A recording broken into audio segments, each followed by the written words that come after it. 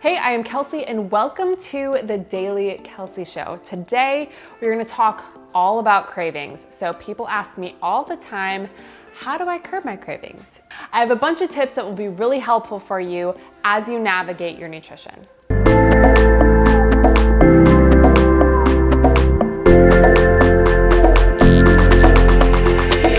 So how do I curb my cravings?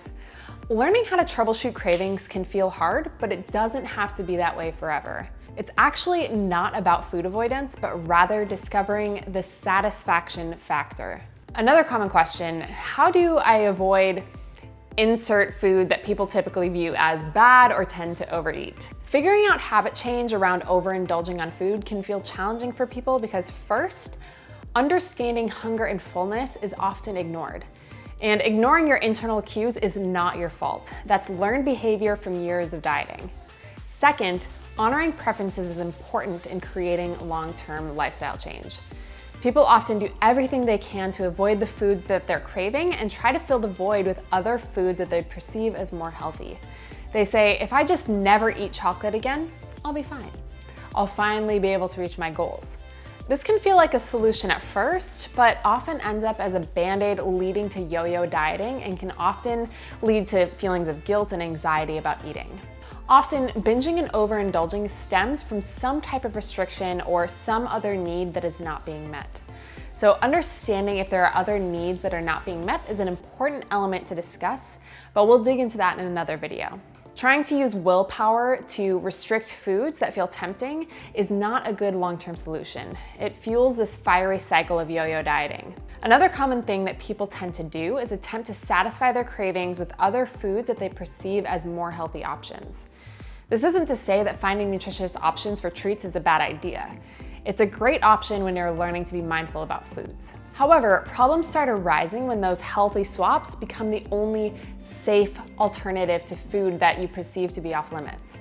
This can sometimes feel like a gray area, but there is a difference between making mindful choices often with nutritious treats and still enjoying a cupcake that you love periodically versus fearing the cupcake you love and only allowing yourself to eat a gluten-free, keto, paleo, vegan, sugar-free cupcake.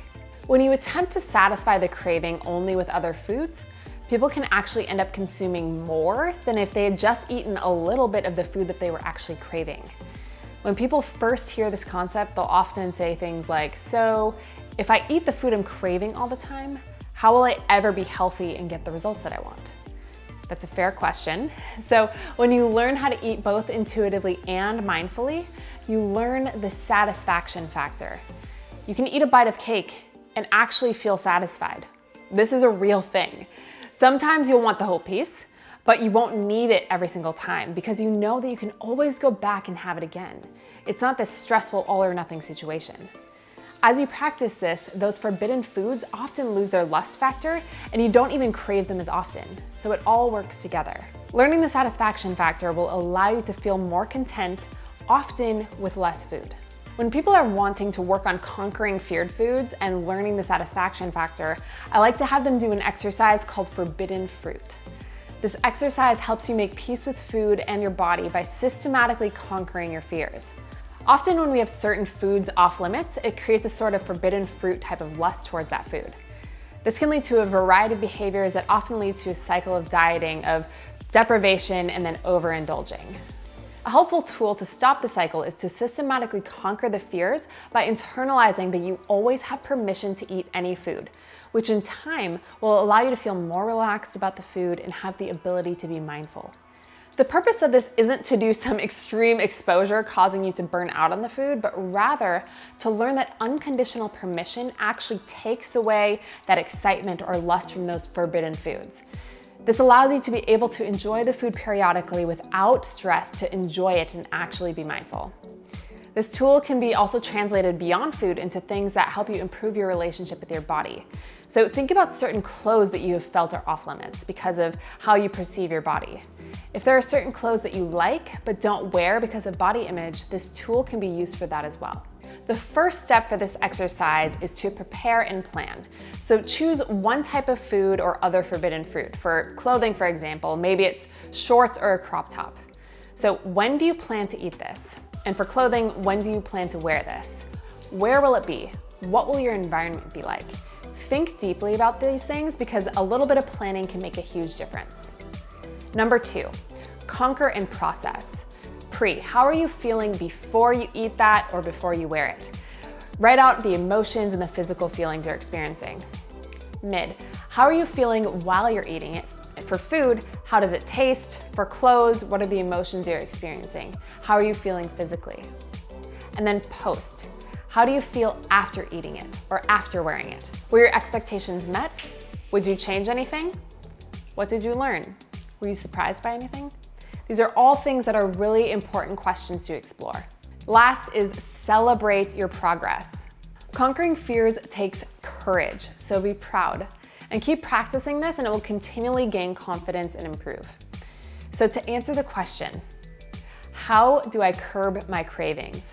The answer is learn the satisfaction factor. This is an important piece in developing a healthy relationship with food, and a piece of that is learning how to conquer those forbidden foods. You don't have to make foods off limits, and in fact, you shouldn't. Finding nutritious options for meals and snacks is great and absolutely recommended, but if there is fear or anxiety about the foods that you crave, there is work to be done to help feel less stressed about eating. When you learn the satisfaction factor, foods become more enjoyable. So instead of worrying about if a food will ruin your results, you can become more present and enjoy it in the moment. You won't feel like you have to overindulge because this is the last time you'll eat it. You can enjoy lots of nutritious foods the majority of the time, and every now and then have a little cake and eat it too. If you are struggling in your nutrition, I'm super excited because I put together a quiz that will help you be able to learn a little bit more about yourself, about your body, and how you can eat for your body and goals, but do so in a way that allows you to have a great relationship with food in your body. So I have the link down below. I would love for you to take that quiz and I can help you out every single step along the way because nutrition should feel like second nature and not second guessing. I want you to feel empowered by the foods that you're eating, love the body that you live in. So check out that link below and take my short quiz. Thank you so much for joining today's video. Leave me a comment below. Let me know, what are your feelings and experiences with trying to curb your cravings?